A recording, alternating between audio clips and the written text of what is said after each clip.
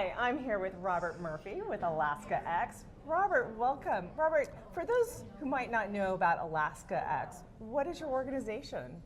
We operate tours in Southeast Alaska for the cruise lines, Skagway, Haines, and Juneau. Yeah, that's it. That's all I got for you. We do adventure tours, zip lining, dog mushing, gold panning. We take you out to canoe out to a glacier. Lots of fun active. I was going to say, now you do have quite a few things. Yes. Tell me, we're here at Pacific Northwest. The cruise industry is gathered. What does cruise mean for your business? It means 100% of our business. It's everything we have comes through cruise. Our little communities, if there's not a ship in port, we don't operate. There's not enough independent flying passengers, guests to really make anything work. So without the cruise industry, we don't operate, and we employ about 150 people year-round, and the cruise industry is entirely responsible for it. So how many ships thereabouts did you see this past season? Depends on the port, but 20 a week-ish. Oh my gosh. Yeah, so something around there. So what does being at Pacific Northwest mean for you? What is your takeaway from this this two-day event? For myself personally, I love networking with all of the senior level movers and shakers in the industry. Really, they're the people that are the voice of the state. They're the voice of the industry. And I think with one of my biggest concerns right now with the cruise industry is the negative talk, the limiting, the capping, the canceling, the boycotting. And it's just like a social media stir. You get people riled up, and there's, what are we protesting for today? And they'll grab the sign and show up. And for me, that's something that we need to be on top of, because it's a great thing. My wife and I have been taking cruises this last couple of years to go out and check the market in different places.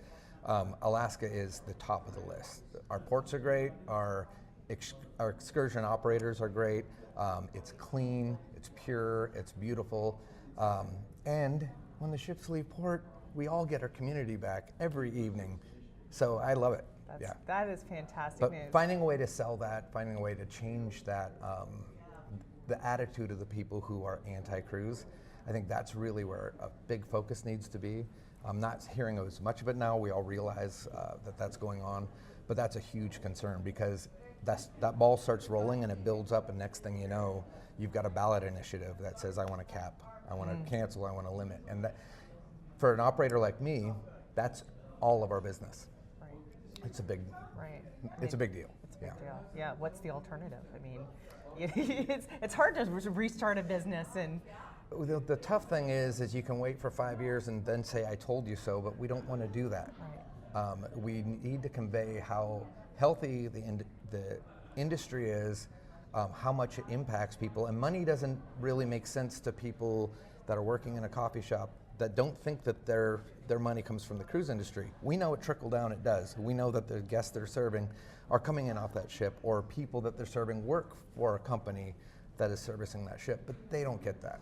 So how do we change that into a positive thing? Right. Well, today we heard that in 2024, cruises' global economic impact was $200 billion. Yeah. And that's everything from cruise lines to the folks in the coffee shop to tour operators like yourself. So it has a very broad impact across the economy. I think they don't realize that many or most of the operators actually are from here, live here, have grown up here. This is year-round for us. You know, we're not all snowbirds. Some of us might do it, and I get my concrete time in the winter, and I run out here and there. But these are our communities that we're operating in. Whereas there are a lot of parts of the world that it's a contractor that moves in, and they get that sense. And Alaska doesn't really have that. We have some of them, but mostly this is like really deep roots in all these products that are offered. That's extraordinary perspective. I know you've been in these sessions.